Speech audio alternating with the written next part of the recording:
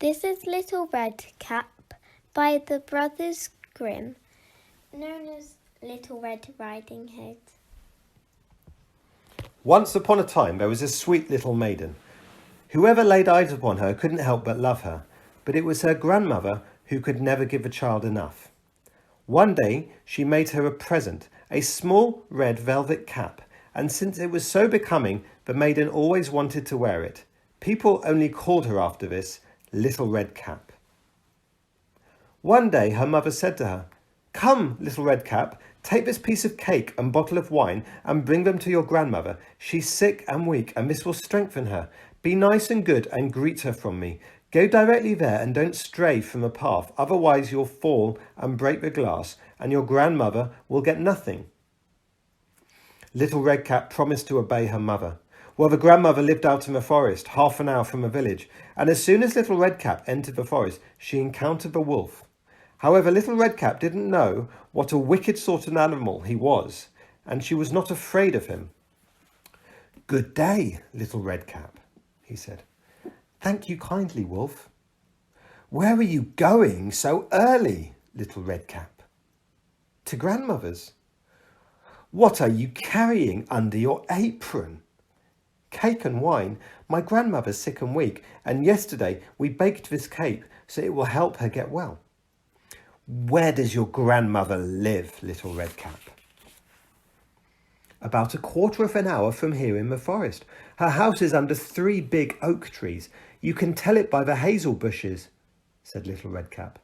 The wolf thought to himself, "What a juicy morsel she'll be for me. Now how am I going to catch her?" Then he said, "Listen, Little Red Cap, haven't you seen the beautiful flowers growing in the forest? Why don't you look around? I believe you haven't even noticed how lovely the birds are singing.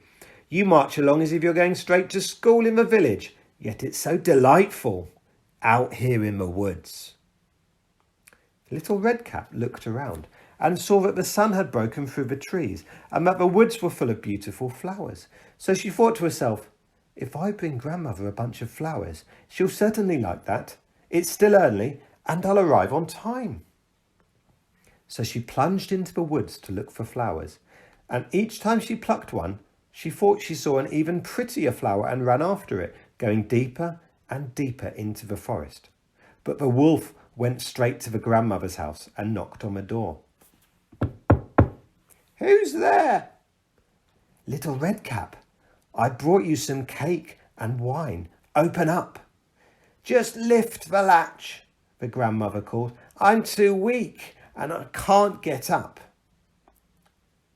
The wolf lifted the latch and the door sprang open. Then he went straight to the grandmother's bed and gobbled her up. Next he took her clothes, put them on along with her nightcap, lay down in her bed and drew the curtains. Meanwhile, Little Red Cap had been running around looking for flowers, and only when she had as many as she could carry did she continue on the way to her grandmother. She was puzzled when she found the door open, and as she entered the room it seemed so strange inside that she thought, "Oh my God, how frightened I feel today. Usually I like to be at grandmother's." Then she went to the bed and drew back the curtains. There lay her grandmother, with her cap pulled down over her face, giving her a strange appearance. "Oh, grandmother, what big ears you have." "The better to hear you with." "Oh, grandmother, what big eyes you have." "The better to see you with." "Oh, grandmother, what big hands you have." "The better to grab you with." "Oh, grandmother, what a terribly big mouth you have." "The better to eat you with." No sooner did the wolf say that than he jumped out of bed and gobbled up poor Little Red Cap. After the wolf had the fat chunks in his body, he lay down in the bed again and fell asleep and began to snore very loudly. The huntsman happened to be passing by the house and thought to himself, "The way that old woman is snoring, you'd better see if something's wrong." He went into the room, and when he came to the bed, he saw the wolf lying in it.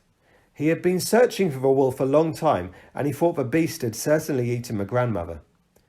Perhaps she can still be saved, he thought to himself. I won't shoot. So he took some scissors and cut open the wolf's belly. After he made a couple of cuts, he saw the little red cap shining forth.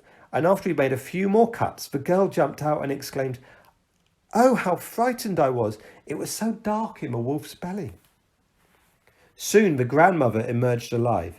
Little Red Cap quickly fetched some large heavy stones, and they filled the wolf's body with them. Then when he awoke and tried to run away, the stones were so heavy that he fell down at once and died. All three were delighted. The huntsman skinned the fur from the wolf.